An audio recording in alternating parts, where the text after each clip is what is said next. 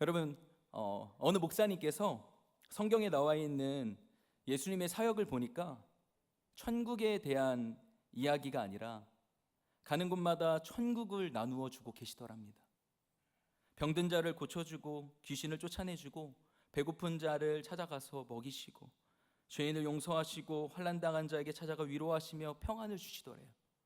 그런데 목사님께서 깨달은 것이 하나 있는데, 나는 지금껏 천국에 관해서만 목회하고 설교했는데 예수님은 천국에 관한 설명도 해주시지만 실제로 천국을 보여주시는 거구나, 천국을 맛보게 해주셨구나, 그렇게 깨달았대요. 그래서 목사님의 지난 목회를 돌아보면서 반성하며 내 목회가 뭐가 문제인지 알았다고 하시는 것을 들은 적이 있습니다.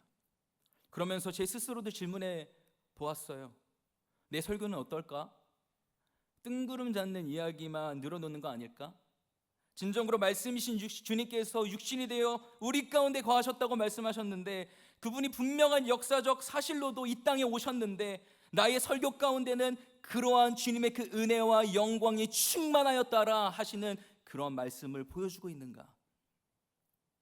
제 마음의 소원이 불현듯이 드는 것이 뭐냐면, 하나님, 이번 주일에 드려지는 예배는 또 한 번 또 다른 성경 지식 하나 쌓고 돌아가는 시간이 아니라 진정한 치유가 임하는 시간 되게 하여 주옵소서. 하나님 나라가 임하는 시간 되게 하여 주옵소서. 그런데 여러분, 그거 아세요? 예배는 설교자 앞에 서서 이렇게 하나님의 말씀을 대언하고 선포하는 하나님 설교자의 역할, 참 중요한 것은 사실입니다. 그러나 아셔야 할 것이 있는데, 예배는 앞에 서 있는 사람 혼자 북치고 장구치고 하는 시간이 아니죠. 예배는 커뮤니케이션이에요. 하나님과 주고받는 거예요. 한 주간 이런 일 저런 일로 내가 마음이 참 울적하고 힘들었는데, 하나님 아버지, 그렇게 아버지 이름만 불러도 그분은 내 마음을 만져주시고 위로해 주세요. 그리고 회복된 나의 영으로, 그 마음으로 다시 하나님께 가까이 나아가 하나님께 경배하고 찬양을 올려드리면 주님은 그것으로 그냥 끝나는 것이 아니라 향기로운 예물로 받으신다라는 것입니다. 그리고 그것을 받으시고 주님은 임재해 주십니다. 그것으로 그치는 것이 아니라 하나님께서는 저와 같은 설교자를 통하여 말씀하시고, 또 우리는 그 말씀을 듣고 아멘, 아멘 하고 화답하며 하나님께 영광 돌리는 것입니다. 느헤미야 8장을 보면요, 수문학 광장에 남자 여자 아이 할 것 없이 들을 수 있는 사람, 알아들을 수 있는 사람이라면 다 모였다고 기록되어 있어요. 그때 에스라 목사님이 율법책을 펴니까 모든 백성이 다 일어서는 거예요. 그것으로 끝이 아니고 에스라 목사님이 광대하신 여호와 하나님을 송축하며 나아가니까 모든 백성이 손을 번쩍 들고 아멘, 아멘 하면서 일제히 일어섰다라는 것입니다. 그렇게 큰 목소리로 응답하며 하나님께 나아갔습니다. 그리고 그곳에 은혜가 충만하게 임해서 백성들이 얼굴을 땅에 붙일 정도로 하나님께 엎드려 경배하는 모습이 나와요. 백성들이 에스라 목사님이 율법책을 펼 때에 모두 자리에서 일어선 것은 학사인 에스라에 대한 예의라기보다 하나님을 향한 그들의 열정과 겸손을 나타내는 것이었습니다. 그것이 예배입니다. 그렇게 성도들은 아멘하고 화답하면 에스라 목사님은 하나님께서 주신 말씀을 받아 뜨겁게 선포하고 그 뜻을 해석해 주는 거예요. 그때 놀라운 일이 벌어집니다. 성도들은 그 말씀을 깨닫게 되고요, 가슴이 지금 뜨거워지고 그 말씀에 감격하며 울기 시작하는 거예요. 어찌나 그 자리가 울음소리가 가득했던지 울음바다가 되었던지 학사 에스라가 그만 울라, 오늘은 주님께서 기뻐하시는 그 날이니까 그만 울라라고 말할 정도로 엉엉 울었다라는 거예요. 얼마나 아름다운 장면입니까? 그곳에 하나님 나라가 임한 것입니다.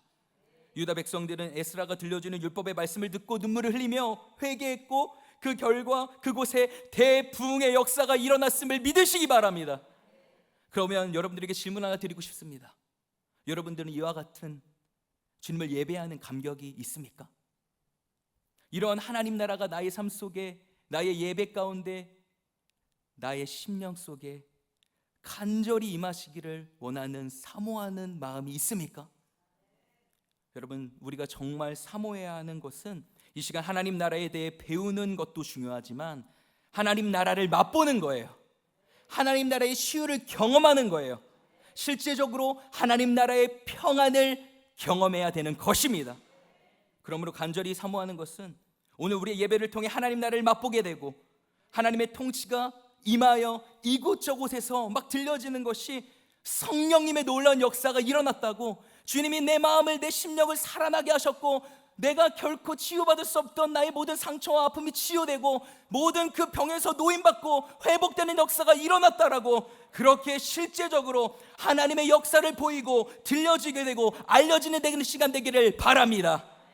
지금도 살아계셔서 오늘 이 시간 우리에게 찾아와 주시고 말씀해 주시고 만나 주실 누구? 그 전능하신 그 하나님을 우리가 기대하며 하나님께 영광의 박수 힘차게 올려드렸으면 좋겠습니다. 할렐루야, 할렐루야. 하나님 살아 계십니다. 지금 이곳에 함께 계십니다.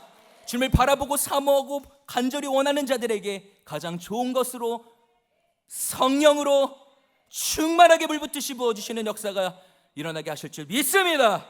아멘. 이 시간 우리 함께 서로 인사했으면 좋겠습니다. 하나님 나라를 사모합시다. 이것으로는 조금 아쉽죠? 천국은 침노하는 자의 것이라고 말씀했습니다. 우리 서로 하나님 나라를 침노합시다. 시작.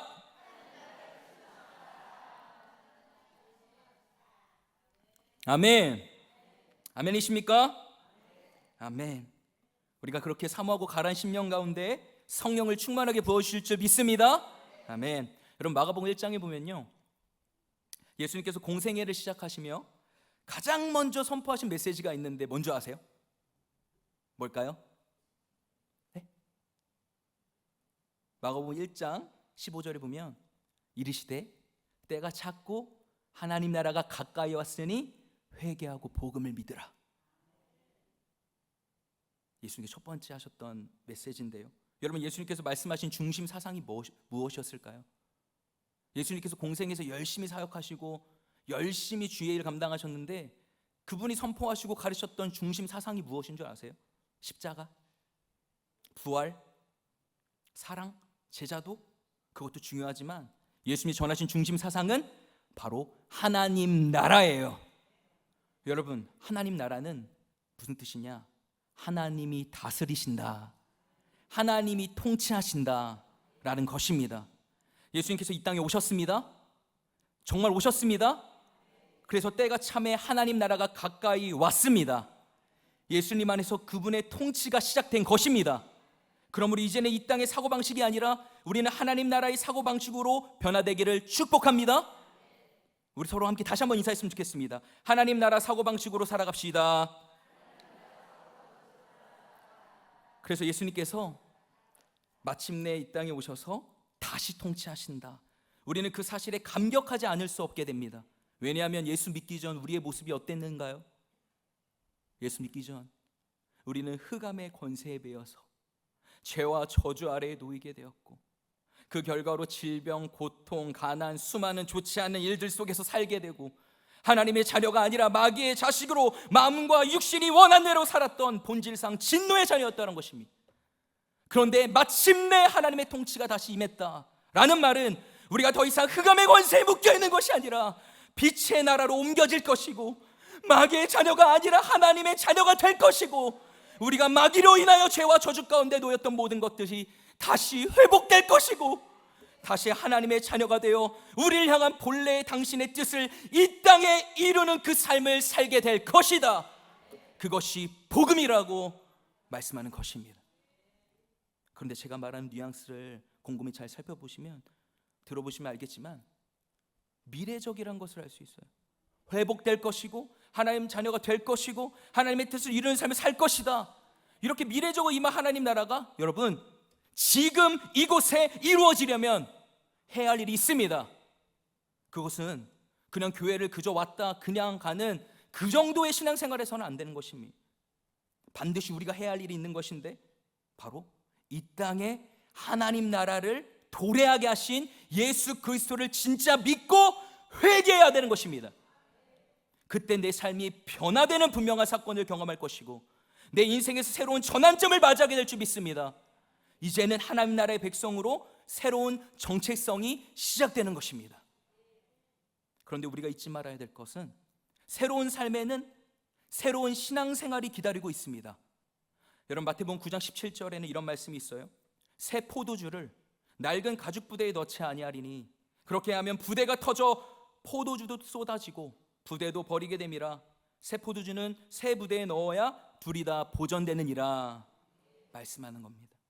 예수 그리스도를 통해 이 땅에 하나님 나라가 임하고 그 하나님 나라의 복음을 받아들인 우리에게는 그분의 통치 안에서 살아가는 새로운 정체성이 시작되었는데요. 믿으십니까? 정말 믿으십니까? 그런데도 우리가 자꾸 옛날처럼 신앙생활을 하면 그거는 결코 잘한 일이 아니라는 것입니다. 왜냐하면 새 포도주는 새 부대에 담아야 하기 때문인 것입니다. 그렇지 않으면 둘 다 터져버려서 이도 저도 아니게 된다라는 거예요. 오히려 새 포도주의 발효된 성분으로, 포도주가 발효 성분이잖아요. 발효된 성분으로 인해서 낡은 가죽에 영향을 주게 돼서 그것마저 터져버리게 되고, 부대가 터지면 포도주도 쏟아버리고 부대도 버리게 돼서 둘 다 아무것도 아니게 된다는 것입니다. 사랑하는 성도 여러분, 우리에게 하나님께 주신 영적인 분명한 진리임을 믿으시기 바랍니다. 예수 그리스도께서 우리를 위해 살찌키시고 피 흘리신 사랑을 한번 떠올려 보십시오. 우리 어른들 지난 날 한번 돌아보시겠습니까? 어떻게 신앙생활 하셨습니까? 여러분들이 지금까지 살아오시면서 단 한 명이라도 날 위해 목숨 바쳐 버려준 사람이 있으셨던가요? 다들 얼마나 예쁘고 멋진 모습으로 하얀 드레스도 입으시고 꽃단장 하시고 연지곤지 찍으시고 턱치도 차려 입으시고 우리 장로님, 안수사님, 그런데 그렇게 눈물 흘리면서 죽을 때까지 이 남자만을, 내가 검은 머리 파뿌리 때까지 이 여자만을 사랑했노라고 그렇게 혼인사역 하셨는데 잘 되셨는가요? 네, 어려우셨죠. 그런데요, 우리를 위해 변함없는 사랑으로 모든 것 다 사랑해 주시는 분이 계신데 그분이 누굴까요? 예, 맞습니다. 예수 그리스도이십니다. 우리는 이 은혜를 받았습니다. 주께서 주신 이 놀라운 은혜를 헛되이 받지 않게 되기를 바랍니다. 이 엄청난 은혜를 새로운 가죽 부대에 간직하게 되기를 바랍니다. 그렇다면 우리가 힘들고 어려워도 쉽지 않잖아요, 주님의 길 가는 거. 그런데 우리가 주님께 고백했던 그 고백, 주님 사랑합니다, 나의 몸 정성 다해 주님 사랑합니다 했던 그 고백이 뻥카가 아니시잖아요. 진짜시잖아요. 근데 그 고백이 무색하지 않고 다시 그 사랑에 내가 그 감격으로 살아갈 수 있는 그 힘이 어디에서 올까요? 하나님 백성답게 그 정체성으로 살아갈 수 있는 비결이 뭘까요? 비결이 따라합시다. 기도 생활입니다. 시작.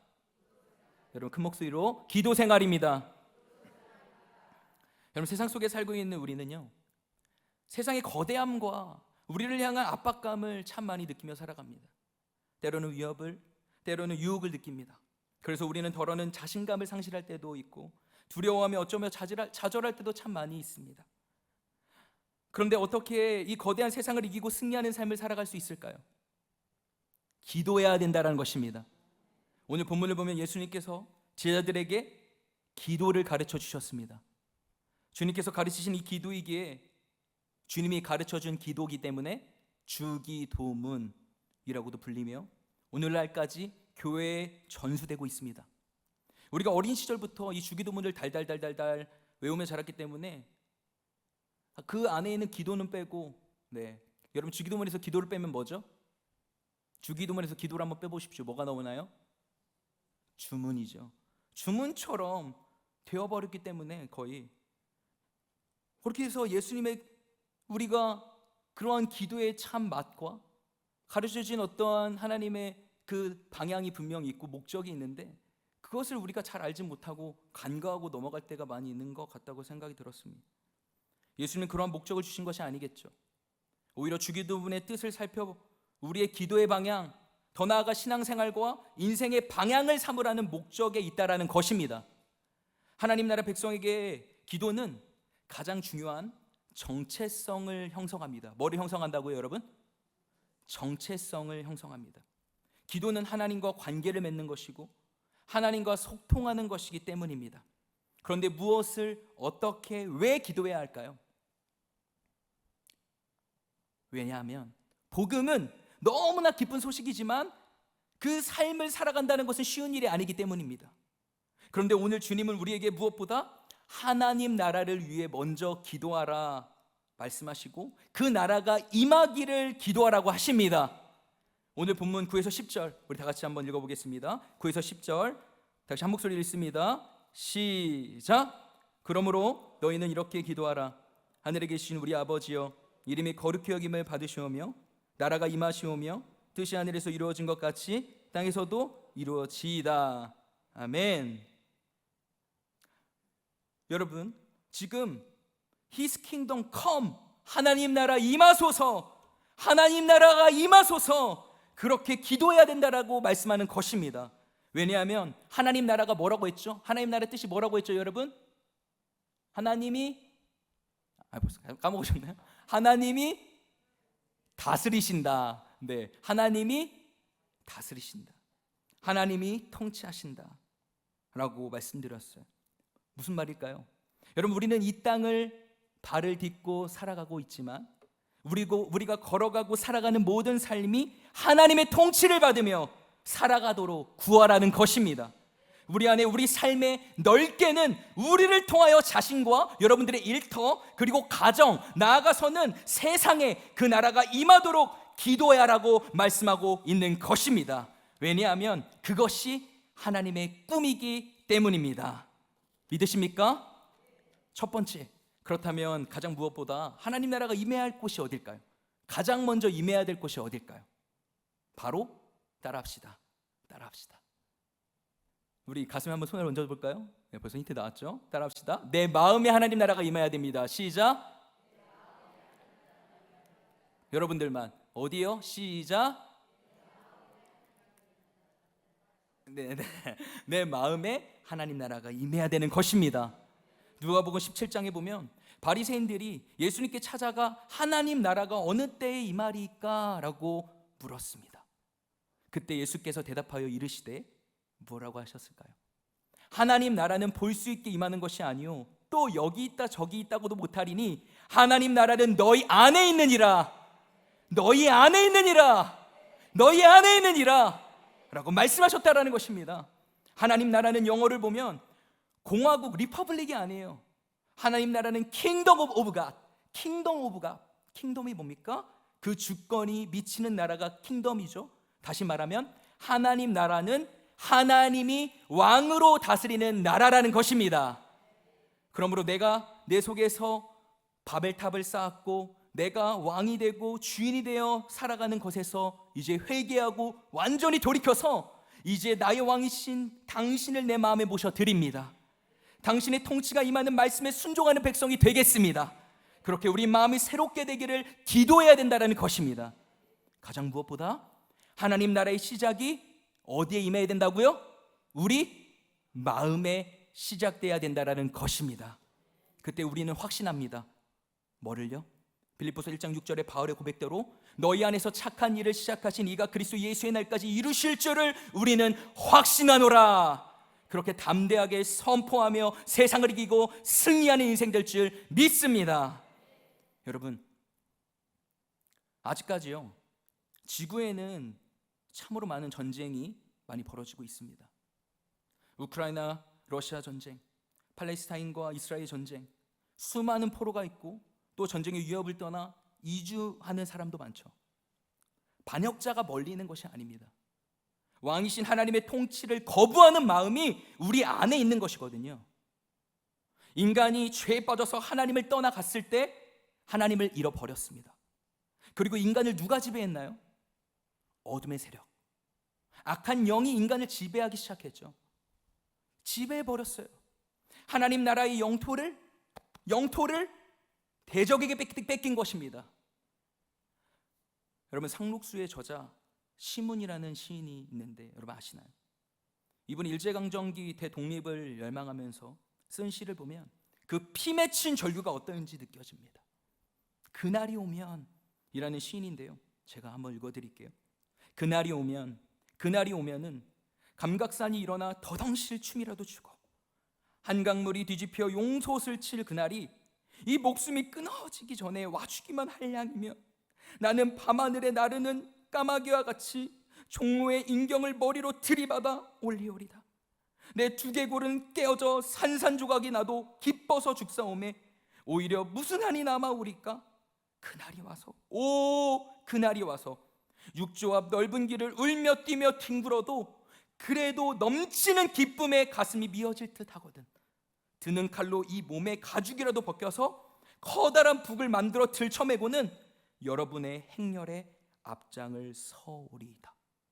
우렁찬 그 소리를 한 번이라도 듣기만 하면 그 자리에 거꾸러져도 눈을 감겠소이다. 여러분, 지금 시인의 그 한이 맺힌 그 절규하는 그 외침이 느껴지세요? 피 맺힌 독립을 향한 절규인데 제가 참으로 감사한 마음이 든 것은 지금 주님의 은혜로 우리나라를 되찾았고 그렇게 우리는 수많은 자유와 보호를 누리며 이 대한민국 국민으로 이렇게 잘 살아가고 있는 것이죠. 그러나 우리가 이 나라에 관하여 깨달아야 될 중요한 진리가 있습니다. 눈에 보이는 이 민족, 이 나라 너무 중요하지만 이 땅에 있는 나라만, 그 나라만 있는 것이 아니죠. 1945년 8월 15일 대한민국이 독립이 되어 이 나라의 자주권을 되찾았지만 우리도 70년, 80년, 길게는 100년 정도만 이 나라의 백성으로 사는 거예요. 우리 목숨이 끊어지면 우리가 흔히 말하는 대로 세상을 떠나는 것입니다. 내 나라를 떠나게 되는 것입니다. 그러면 이 나라도 우리가 쌓은 모든 부귀영화도 그때에는 더 이상 아무 의미가 없게 됩니다. 그러면 우리가 알아야 될 것이 있는데 그 이후에 가야 될 영원한 하나님 아버지의 나라가 기다리고 있다라는 것입니다. 그것을 알아야 된다라는 거예요. 그런데 우리는 이 땅의 삶이 어떻습니까? 왕의 자녀의 삶이 아닌 왕의 통치를 받으며 살아가는 삶이 아닌 온갖 세상의 것들로 우리의 마음이 뺏기고 우리의 생각과 시선이 온통 빼앗기며 살고 있지는 않습니까? 하루 종일 TV, 유튜브, 인터넷, 영화, 음악, 드라마 등 하루 종일 사람들의 눈과 귀가 그곳에 향해 있습니다. 바꾸어 말하면 그것이 우리의 주인이라는 거예요. 더 급진적으로 말해볼까요? 그것의 노예입니다. 종이에요. 그런 말이 있습니다. 제가 이런 얘기를 들었어요. 술을 마시다 보면 내가 술을 먹는 것 같지만 술이 술을 마시고 결국 그 술이 나까지 삼킨다라는 말을 들어본 적이 있습니다. 저는 이렇게 코가 삐뚤어질 정도로 마셔본 적은 한 번도 없기 때문에 저는 잘 이해는 잘 안 되지만 이런다고 합니다. 여러분, 인간이 자신이 주인 되어 살아가는 삶에는 이러한 비극이 있습니다. 자신이 주체가 되어 자유를 선택하고 만끽하고 살아가는 것 같지만 결국 마귀에게 속고 사는 것입니다. 인간은 자신이 주체가 되어 살면 어떻게 되는 줄 아세요? 결국 파멸로 이끌 수밖에 없는 굴레를 살아갑니다. 왜냐하면 인간은 아담 이후로 진정한 자유가 이미 박탈되었기 때문입니다. 아담의 범죄 이후로 이미 그 자유는 박탈되었습니다. 사실 자유의지란 없습니다. 뱀의 유혹에 넘어가 하나님의 주권을 상징하는 선악과를 따먹은 후 인간에게 있는 자유는 노예 의지만 남았을 뿐입니다. 죄를 다스릴 수 없게 되었고 죄에게 끌려다니는 비극적인 인생이 되었다라는 것입니다. 인정하고 싶진 않지만 우리는 그러한 삶을 살고 있습니다. 그것이 우리의 현실입니다. 그러나 예수 그리스도께서는 이 땅에 도래하신 후에 하나님 나라가 임했습니다. 우리는 다시 하나님 나라를 되찾아야 하는 것입니다. 그 나라를 소유해야 하는 거예요. 그 나라의 통치를 받아야 하는 것입니다. 그때 진정으로 술로부터 자유가 있을 것입니다. 그때 진정으로 음란으로부터 자유가 있을 것일 줄 믿습니다. 그때 진정으로 세상의 가치와 시선과 우상으로부터 자유가 주어질 줄 믿습니다. 여러분, 목사님 전도가 너무 쉬워요 라는 책이 있는데요, 여러분 그 책의 저자는 성도가 20-30명 남짓되는 어촌 마을의 그 교회에 부임해서 오직 불신자 전도에 전념하여 큰 부흥을 일으킨 목사님이세요. 그 책을 읽으며 도전을 참 많이 받았는데 재미있는 에피소드가 있습니다. 저자는 기도를 매우 중요하게 강조하는데 어느 권사님께서 권사님에게 그 새벽 기도에 좀 나올 것을 권면하는데도 말로만 네 알겠습니다 목사님 갈게요 하면서 도통 나오지 않으시더라는 겁니다. 이유를 알고 보니까 그 권사님이 고추 농사를 지으시는데 새벽마다 고추밭에 나가 벌레도 잡아주고 약도 치고 물도 주면서 지극정성으로 고추밭을 관리하느냐 새벽 예배에 나올 수 없었던 것입니다. 그 소식을 들은 목사님이 기도하다가 어느 날 결심을 하셨다고 합니다. 여름이었는데 그 권사님의 고추밭으로 가서는 고추를 다 뽑아버리셨어요.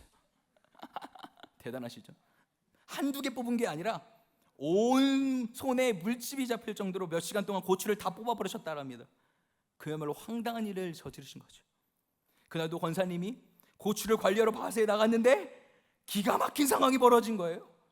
고추밭이 아주 쑥대밭이 되어 있는 것이 아닙니까?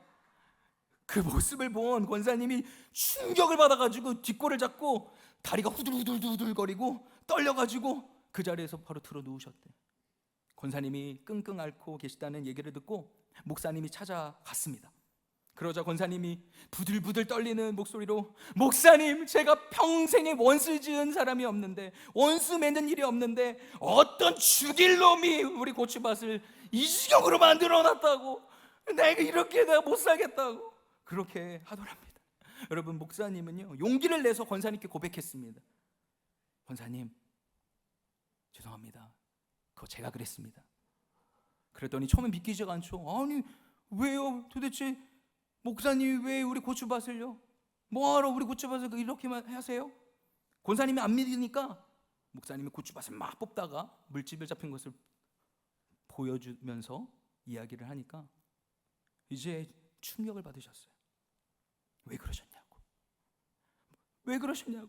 나 이것 때문에 도통 잠도 못 자고 쓰러지고 후들거려져가지고 밤새 나가 진짜 너무 힘들었다고.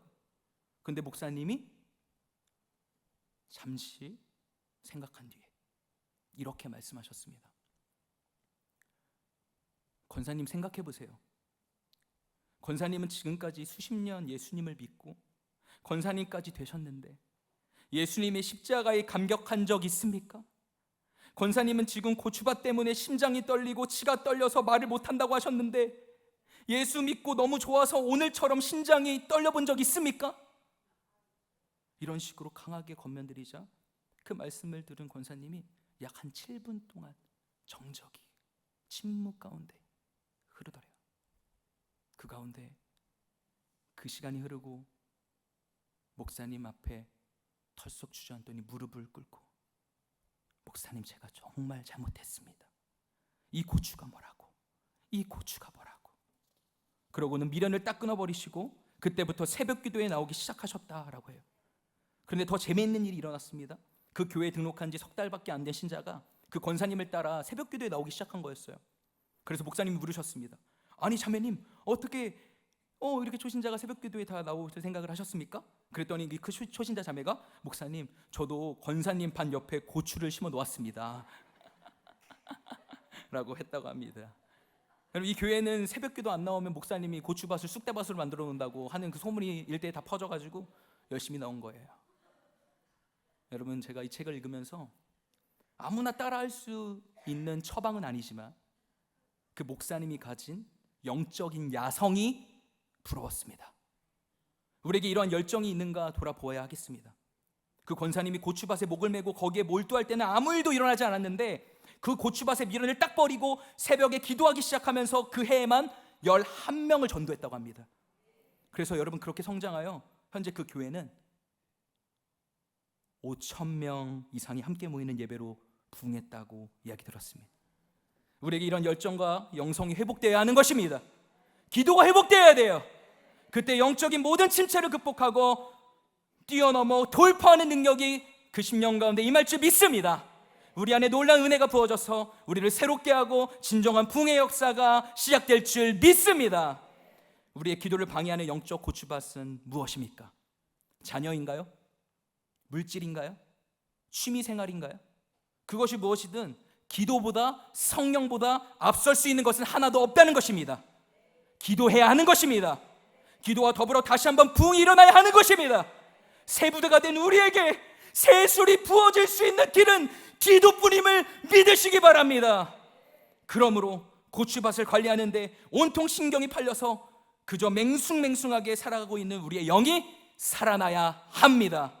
내가 소중히 여기는 습관, 취미, 인간관계, 내 영혼의 고추밭을 다 갈아엎어버리시고 하나님 앞에 순종하고 부르짖으며 나아갈 때에 거기에 영적인 능력과 역사와 부흥이 일어날 줄 믿습니다. 믿습니다. 믿습니다. 아멘. 예수님께서는 말씀하시기를 진리가 너희를 자유케 하리라고 말씀하셨고 하나님의 영이 계신 곳에 자유함이 있느니라고 말씀하셨습니다. 우리 마음에 성령님의 통치가 임할 때 진정으로 땅의 것을 추구하지 않게 되고 하늘의 것을 추구하는 저와 여러분 될 줄 믿습니다. 하나님의 영광이 이미 임했습니다. 나라가 임했습니다. 통치가 임했습니다. 이 빛이 임하는 것입니다. 누구에게요? 회개하고 예수를 믿고 고백하며 그분을 구주로 영접하여 그분의 모든 삶을 따라가는 인생 가운데 하나님 놀라운 은혜를 베풀어 주시는 것입니다. 하나님이 그의 안에 놀라운 주님의 구원을 이루신 거예요. 한 사람의 마음에 복음의 빛이 들어가고 그리고 성령께서 역사하셔서 그 사람의 마음이 천국으로 바뀌는 것, 이것이 하나님의 꿈이요 하나님의 계획인 것입니다. 우리가 나중에 죽어서 천국 가는 것만이 천국이 아니라 먼저 천국이 우리 안에 먼저 임해서 우리가 하나님 나라로 바뀌어가는 것이죠. 그러므로 제게 간절한 기도가 나왔습니다. 하나님, 이제는 내 삶의 마귀의 통치가 떠나가게 하여 주시고 내가 주인 되어 살아가는 모든 불신앙을 용서하여 주시고 하나님의 강력한 통치가 내 마음 가운데에 임하게 하여 주시옵소서. 그때 진정한 하나님 나라의 임재와 영광이 내 모든 삶에 가득히 채우실 줄 믿습니다. 충만하게 역사하실 줄 믿습니다. 사랑하는 여러분, 하나님을 떠난 인간들의 내면은 상처투성인 것 같습니다. 저는 청소년 사역을 제가 하다 보면 어릴 때 받은 상처, 부모님께로부터 거절감을 갖고 있는 아이, 마음이 깨지고 마음이 병들고 묶여있는 자녀들이 참 많이 있는 것 같더라고요. 저 또한 저희 친아버지께서 제가 고등학교 2학년 때 소천하셨습니다. 목회하시던 중에. 그래서 상실감과 그 허탈감은 이루 말할 수 없었습니다. 그렇기 때문에 저는 잘 압니다. 그저 그냥 애들에게 가가지고 번지르한 말하고 그냥 사탕 발린 말 한마디 한다고 해서 권하는 것이 아니라 그들에게 진짜 필요한 것은 그들에게 진정한 복음의 능력이 임해야 된다는 것을 알고 있습니다. 성령이 오셔야 돼요. 천국이 그의 심령에 임해야 합니다. 그때 그 누구도 치유하지 못하고 그 누구도 알아주지 못하고 아니 나조차도 모르던 내면의 깊은 그 상함을 성령께서 어루만져 주실 때 진정한 변화와 회복이 이루어짐을 믿으시기 바랍니다. 하나님은 우리의 마음을 바꾸시기를 원하십니다. 우리 각 사람의 심령이 그분의 통치가 임하시기를 원하세요. 그때 우리의 마음에 평화가 임합니다. 생전 느껴보지 못하고 알지 못했던 기쁨이 임하는 것입니다. 이러한 신앙생활의 큰 축복을 경험하는 저와 여러분 모두 되기를 바랍니다. 그리고 두 번째, 하나님 나라가 온 세상 가운데 임하기를 기도해야 합니다. 그렇게 내 마음에 시작된 하나님 나라를 이제는 내가 살아가는 이 세상 가운데 온 세상 가운데 임하도록 기도해야 한다는 것입니다. 하나님의 통치가 나로부터 시작하여 우리가 가정과 학교와 직장과 온 세상과 열방까지 미치게 되기를 축복합니다. 주님께서 우리의 인생을 부르실 때 세상 사람들처럼 그냥 우리 하나 잘 먹고 잘 살라고 우리를 부르신 것이 아니라 그 열방이 주께 돌아오는 하나님 나라의 완성을 위하여 저와 여러분을 부르셨음을 믿으시기 바랍니다. 그것이 얼마나 큰 축복인지 모릅니다. 하나님께서 교회를 왜 세워주셨습니까? 바로 하나님의 능력과 은혜와 그 사랑을 왕성하고 충만하게 부어주셔서 우리로 하여금 그 하나님 나라를 확장하고 완성하는 일에 우리를 도구로 쓰시기를 원하신다라는 것입니다. 그래서 에베소서 1장 23절에 보면 이렇게 말씀하세요. 교회는 그의 몸이니 만물 안에서 만물을 충만하게 하시는 이의 충만함이니라. 교회는 예수님의 뭐라고 말합니까? 몸이에요. 근데 예수님의 몸은 만물 안에서 만물을 충만하게 하시는 하나님의 충만함이 있는 곳이 교회라고 말씀하는 것입니다. 세상의 충만함이 아니에요. 세상의 충만함이 아니라, 사람의 충만함이 아니라 그 하나님의 충만함이 거하는 것이 교회인 것입니다. 그래서 우리가 그 충만함으로 말미암아 세상 가운데 하나님의 그 영광의 빛을 비추이기를 원하신다라는 것입니다. 이사야 60장 1절에 보면 일어나라 빛을 발하라 이는 내 빛이 이르렀고 여호와의 영광이 내 위에 임하였느니라. 2절에 보라 어둠이 땅을 덮을 것이며 캄캄함이 만민을 가리켜니와 오직 여호와께서 내 위에 임하실 것이며 그의 영광이 내 위에 나타나리니 라고 말씀합니다. 그렇게 하나님 나라가 확장되는 꿈을 품으며 하나님 우리로 말미암아 하나님의 이름이 거룩히 여김을 받아주시고 예수 이름이 온 땅에 전파되게 하여 주시옵소서. 잃어버린 영혼들이 돌아와 천국잔치가 열리는 교회가 우리 교회가 되게 하여 주시옵소서. 그렇게 간절히 기도하는 분들 되시기를 바랍니다. 그런데 이 모든 일들이 일어나기 위한 대전제가 있습니다. 우리 9절 앞을 다 같이 한번 읽어볼까요? 우리 9절 다 같이 읽습니다. 시작. 그러므로 너희는 이렇게 기도하라. 하늘에 계신 우리 아버지여 이름이 거룩히 여김을 받으시오며. 여기서 제일 먼저 주목해야 하는 단어는 바로 아버지여입니다. 이 구절은 우리가 누구에게 기도해야 하는지 알려주고 있습니다. 성경은 아버지에게 기도해야 된다고 말씀합니다. 그렇다면 왜 하나님을 가리켜 아버지라고 할까요? 도대체 여기에 무슨 의미가 있는 것일까요? 첫 번째로 아버지여라고 부르는 이유는 우리가 아버지라고 부르는 대상이신 하나님과 관계가 이미 형성되어 있다는 것을 전제한다는 것입니다. 아버지라고 부를 때 이미 아버지와 자녀의 관계가 형성되어 있는 거예요. 어느 정도의 관계냐면 말씀에 등장하는 아버지는 그 아람어로 아빠입니다. 어린아이가 자기 아버지를 부를 때 쓰는 호칭이죠. 아무리 여러분 친구네 집에 내가 놀러가고 그 친구의 잠도 자고 밥도 같이 먹고 한다 자주 놀러 다닌다 할지라도 여러분 친구네 아버님께 아빠라고 부르실 수 있습니까? 못합니다. 왜죠? 왜냐하면 아빠는 정말 친밀한 친아빠에게만 부를 수 있는 호칭이기 때문이에요. 그만큼 우리는 기도할 때 하나님 아빠와 그러한 친밀한 관계인가 먼저 돌아보아야 하는 것입니다. 그리고 정상적인 부자 관계라면 자녀가 아빠에게 말 못할 게 뭐가 있겠어요? 아빠에게 말하는 게 뭐가 두렵겠어요? 아버지와 자녀 관계는 완벽한 신뢰를 전제한다는 것입니다. 이처럼 하나님은 우리의 가장 믿음직한 믿을 만한 아버지이심을 믿으시기 바랍니다. 꼭 믿으시기 바랍니다. 제가 신학교 다닐 시절에 지금보다 훨씬 더 어렸을 때라 그런지 마음이 상하는 일이 참 많이 있었어요. 그때마다 집으로 돌아가는 그 버스 안에서 그리고 그 터미널 앉아 있으면서 아버지 제가 그렇게 이름만 불러도 마음이 뜨거워지고 눈물이 났습니다. 정말 하나님이 내 마음을 따뜻하게 만져주시고 위로해 주신다는 그러한 느낌을 자주 경험하곤 했습니다. 우리는 세상 무엇보다 절대적으로 의존할 수 있고 신뢰할 수 있는 분이 계십니다. 그분이 누굽니까?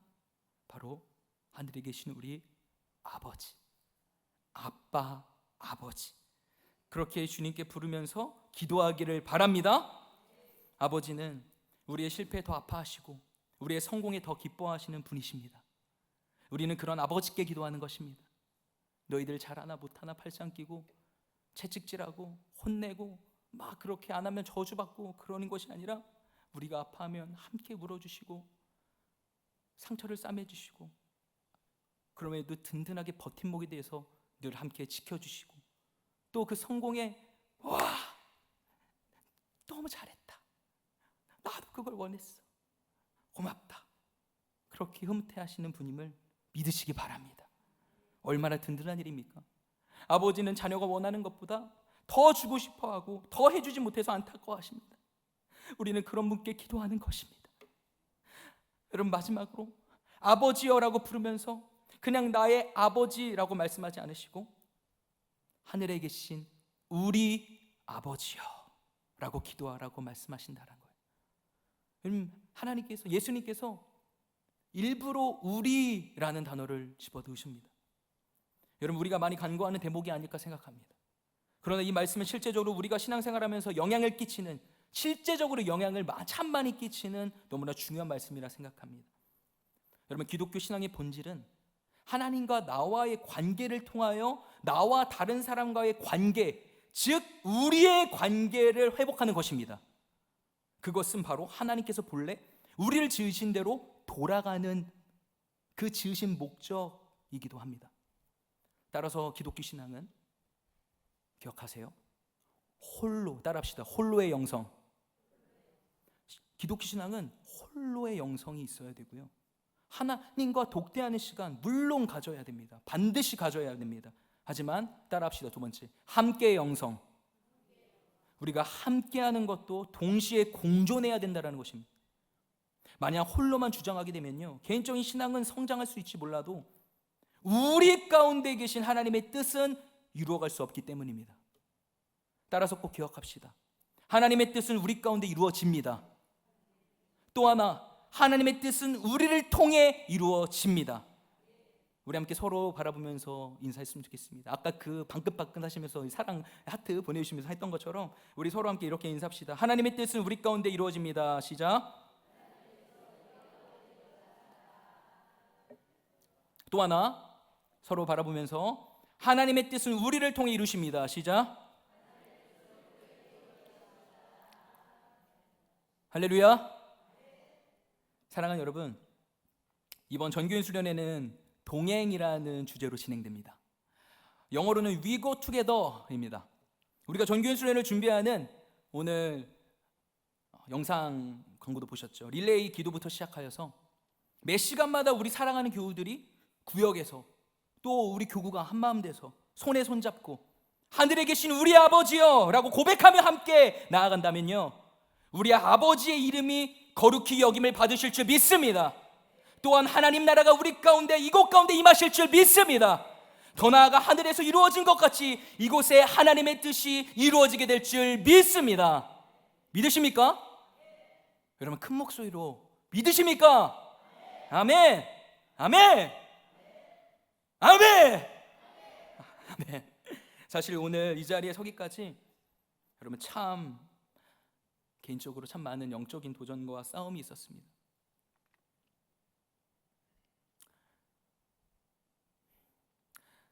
한 시간이고 2시간이고 씨름해도 기도가 뚫리지 않는 거예요. 기도가 되지 않도록 정말 맥진했습니다. 그런데 새벽에 나와 지하 성전에서 기도하는데 문득 떠올렸던 장면이 하나 있었습니다. 바로 저의 아내입니다. 연애할 때 지금의 아내가 저한테 해주었던 그 말이 떠올랐어요.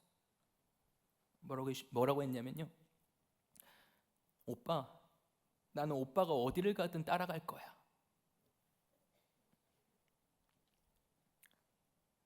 그 장면이 떠올려지는데 답답하고 침체된 제 마음이 녹아짐을 경험했습니다. 그리고 눈물이 왈칵 쏟아지면서 엉엉 울었습니다. 아내가 그 고백을 가지고 여기까지 따라와 주었습니다. 너무 예쁘지 않나요? 많이 예뻐해 주세요. 아멘.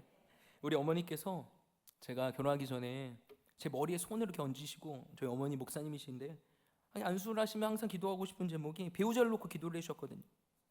뭐라고 기도하셨냐면, 얼굴도 예쁘고 마음씨도 예쁘고 열국의 어미와 같은 여자를 만나게 해주시옵소서 라고 기도를 꾹꾹 눌러서 해주셨는데, 어머니 기도빨이 대단한 줄 믿습니다. 기도 응답이 다 된 줄 믿습니다. 얼굴도 예쁘고 마음도 예쁘고 집에 가면 밥도 차려주고 빨래도 해주고 와이셔츠도 다려져가지고 오늘 입고 온 거예요.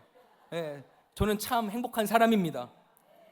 뭘 받아서가 아니라 저를 이렇게 진심으로 사랑해주고 믿어주는 사람이 있고, 어디를 가든 난 오빠를 따라갈 거야, 그렇게 말해주는 단 한 사람만 있어도 세상 부럽지 않고요, 모든 어려움을 이길 수 있게 된다라는 사실을 몸소 경험하게 하셨기 때문입니다. 혼자는 어렵지만 함께하면 이깁니다. 사랑하는 여러분, 이 땅의 이 시대의 희망은 오직 예수 그리스도 뿐입니다. 믿으십니까? 믿으십니까? 주님의 핏값으로 세워진 우리 교회, 음부의 세력이 견디지 못하는 주님의 몸된 교회를 통해 이 땅에 희망이 시작될 것입니다. 그런데 누구에게요? 바로 하나님 우리 아버지여 라고 고백하는 우리를 통해 아멘, 우리를 통해 하나님 나라가 세워질 것입니다. 저는 지금도 죽어가는 하나님 자녀들을 돌보고 세우고 치유하라는 그런 사명을 받았습니다. 청주 지역이 무너진 예배를 세우고 수많은 죽어가는 청소년들을 세우며 그들에게 복음을 전하고 하나님의 그 놀라운 부흥을 꿈꾸며 살아가라고 주님 말씀하십니다. 그러나 이것은 저 혼자만의 일이 아니라고 믿습니다. 로마서 12장 5절의 말씀에 보면 즐거워하는 자들과 함께 즐거워하고 우는 자들과 함께 울라 말씀하셨죠. 그것이 하늘에 계신 우리 아버지의 뜻입니다. 우리가 하나 되어 주를 예배할 때에 아버지의 나라가 여기 임하실 것입니다. 하늘의 뜻이 이 땅 가운데 이루어지게 될 줄 믿습니다. 우리는 힘을 합쳐야 됩니다. 뭉치면 살고 흩어지면 죽는 것입니다. 그렇게 돼 우리가 하나 되어 나가 함께 손에 손을 잡고 일어나 한 손엔 복음 들고 한 손에는 사랑 들고 나아갈 때에 이 청주 지역에 그리스도의 계절이 오게 될 줄 믿습니다. 우리에게 맡기신 하나님 나라의 꿈을 꾸며 함께 이뤄나가는 최강 청순 가족 되기를 기도합니다. 아멘.